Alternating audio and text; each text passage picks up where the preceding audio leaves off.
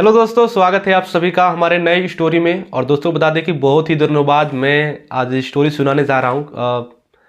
कारण ये था कि वीडियो बिजी नहीं आ रहा है, तो इसलिए मैं डीमोटिवेट हो गया था। लेकिन बहुत सारे लोग सपोर्ट कर रहे हैं, बहुत सारे लोग कमेंट कर रहे हैं कि स्टोरी क्यों नहीं आ रहा है। तो फाइनली आज नए स्टोरी के साथ हाजिर हूँ।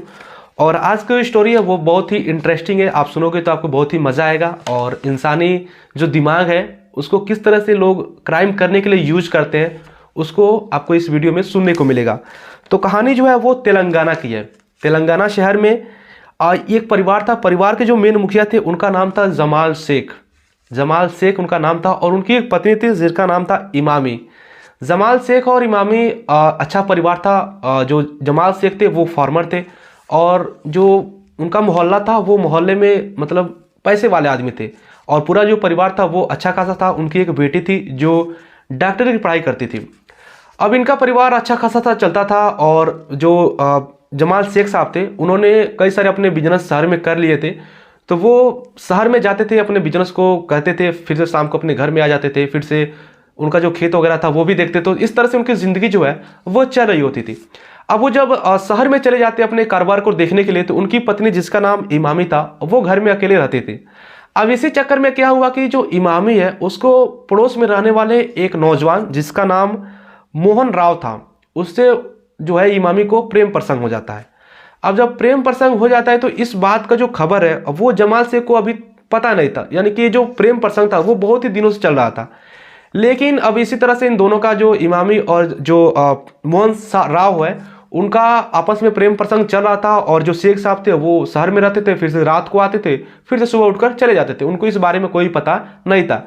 लेकिन धीरे धीरे एक दिन क्या हुआ कि जो जमाल शेख है उनको पता चल गया कि पड़ोस में रहने वाले मोहन राव से मेरी पत्नी के नाजायज संबंध है। अब जब उनको ये पता चला तो उन्होंने सोचा कि शायद कुछ गलती कर दी होगी इमामी उनकी पत्नी। वो अपनी पत्नी को समझाए, उसके साथ गाली गलौज भी किए, थोड़ा मारपीट भी किए। अब इसके बाद से समझाए वगैरह तो समझे कि चलो मान जाएगी, गलती हो गया होगा। लेकिन इस बात पे जो शेख साहब थे वो इस बात पे तसल्ली कर लिए कि गलती हो गया होगा, ठीक हो जाएगी। लेकिन जो इमामी है उसको ये था कि उसका जो प्रेमी था मोहन राव, कितना भी शेख साहब उसको बड़ा बुरा किए लेकिन उसको कोई फर्क नहीं पड़ा। वो अपने प्रेमी से मिलती रही। शेख साहब चले जाते, फिर से ये बुला लेती अपने घर पे और उसके साथ रहती। अब इसके बाद से क्या हुआ कि धीरे धीरे शेख साहब को पता चल गया कि अभी तक ये मानी नहीं है। आसपास के जो लोग हैं, कुछ लोग उस शेख साहब को बता दिया कि अभी तक इसका चक्कर उसके साथ ही है। तो इन्होंने अपने पत्नी को बहुत ही ज़्यादा फिर से दोबारा भला बुरा किया और कहा कि यार तुमको मैंने समझाया था, मारा पीटा भी। इसके बाद से जो इमामी है वो अब क्या करे कि एकदम तंग आ गई। अब वो अपने प्रेमी के साथ रहना चाहती थी और इधर शेख साहब बोलते थे कि तुम उसके साथ मत रहो। उसके बाद से इमामी के दिमाग में एक आइडिया है कि क्यों ना जो शेख साहब है उनको रास्ते से हटा दे। अगर रास्ते से अपने पति को मैं हटा दूंगी तो मैं आसानी से अपने प्रेमी के साथ रह पाऊंगी। और मोहन राव भी इसमें शामिल हो गया। वो भी सोचा कि हाँ ठीक है, अगर शेख को मैं मार दूंगा और रास्ते से हट जाएगा तो हमारा और इमामी का जो प्रेम प्रसंग है वो आगे तक लॉन्ग टाइम तक चलता रहेगा। अब इसी प्लान को लेकर ये था कि अब किस तरह से मारे। कोई भी अगर कातिल कत्ल करता है तो ये पहले सोचता है कि अगर हम कत्ल कर देंगे, जुर्म कर देंगे तो किस तरह से बचेंगे। बचने का सबसे पहले ये लोग आइडिया लगाते हैं, लेकिन इन लोगों को नहीं पता कि किसी ना किसी तरह से हम पकड़े जाएंगे। अब जो मोहन राव है वो दिमाग लगाता है और कहता है कि तुम क्या करो कि खाने में जहर देकर मार दो। उसके बाद से ये जो प्लान है वो फिर से होता है कि जो इमामी है वो कहती है कि नहीं, इसमें मैं पकड़ी जाऊंगी, फिर से हम लोग का पोल खुल जाएगा कि हम लोगों ने ही मारा है। तो फिर से क्या करता है कि जो मोहन राव है वो किसी डॉक्टर को पकड़ता है और उससे एक इंजेक्शन में जहर ले लेता है।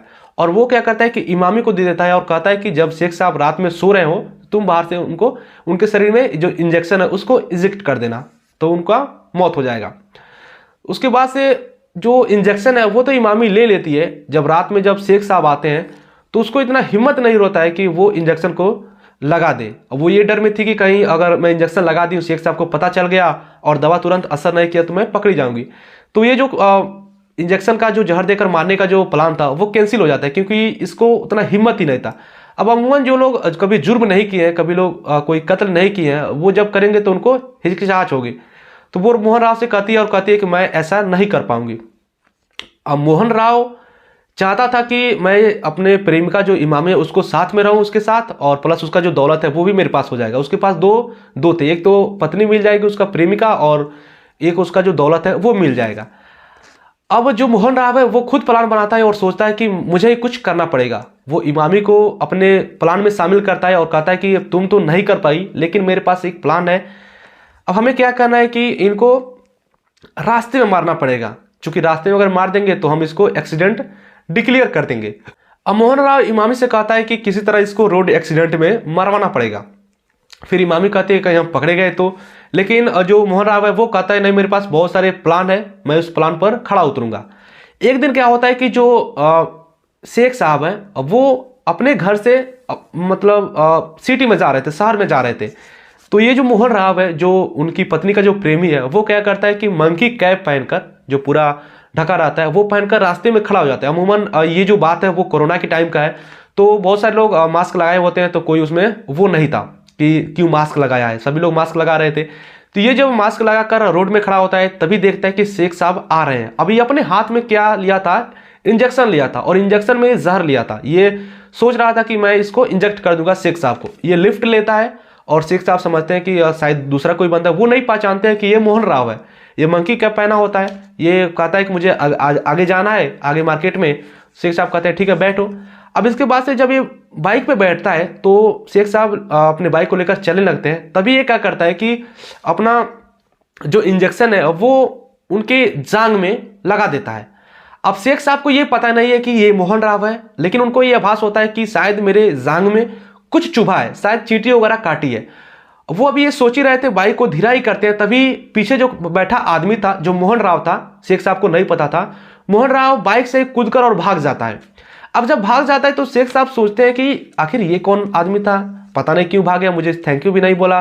वो सोच रहे थे शायद उतरेगा तो ये मतलब जहां उसको जाना है उतरेगा, थैंक यू वगैरह बोलेगा।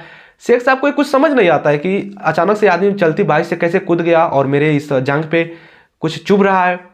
तो वो उतरे और तुरंत अपनी पत्नी, जो उनकी पत्नी थी इमामी, उसको फोन किए और उसको बोले कि यार एक आदमी को मैंने लिफ्ट दिया था, वो अचानक बाइक से कूद गया और चला गया, मुझे थैंक यू भी नहीं बोला, मुझे कुछ समझ ही नहीं आ रहा है और मेरे जांघ में कुछ चुभ रहा है।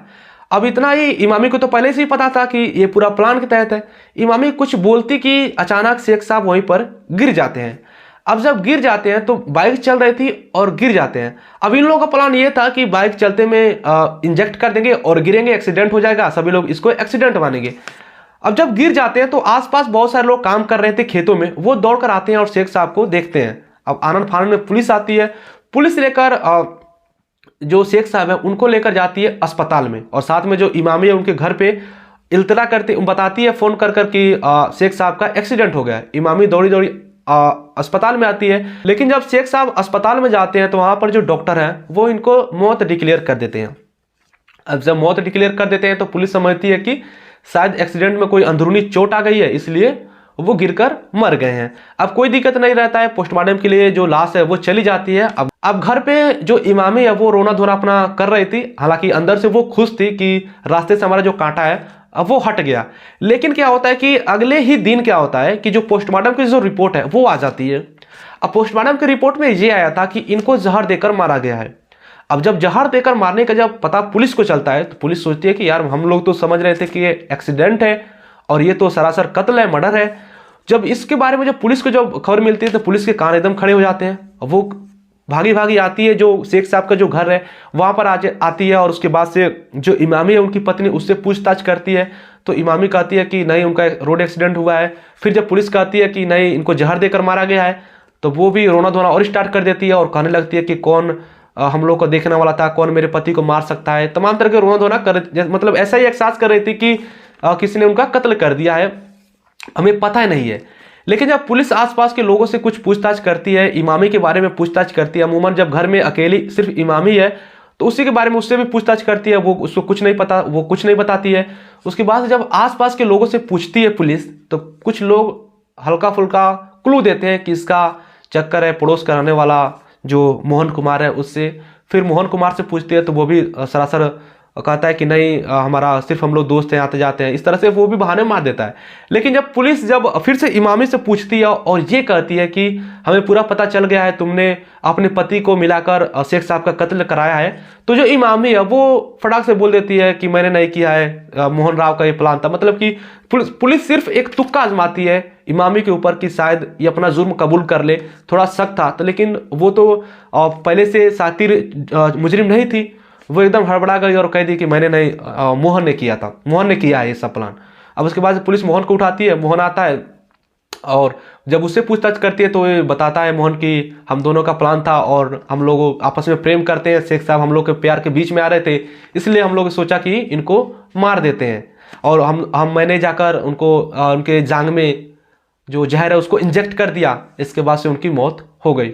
अब पुलिस जब इस बात को सुनती है तब वो भी एकदम हैरान हो जाती है कि अपनी पत्नी कैसे अपने पति को मरवा सकती है। हालांकि पुलिस उसको दोनों को लोगों को, जो इमामी है और जो उसका प्रेमी है मोहन राव, दोनों को उठाकर जेल में डाल देती है। बाकी दोस्तों जब ये जो न्यूज़ आसपास के लोगों ने जब सुना तो वो भी एकदम हैरत अंगेज हो गए, वो भी एकदम हैरत में पड़ गए कि आखिर इस तरह से कोई अपने सगे आदमी से कैसे कर सकता है। बाकी दोस्तों आप इस कहानी के बारे में क्या कहना चाहते हैं वो आप नीचे कमेंट कर बताइएगा। और दोस्तों अगर आप इस वीडियो को, अगर आप प्यार दोगे, इस वीडियो को देखोगे, अच्छी तरीके से कमेंट करोगे, तो मैं आगे भी इस तरह का वीडियो और भी सुनाऊंगा। बाकी वीडियो देखने के लिए पूरा आपको दिल से शुक्रिया।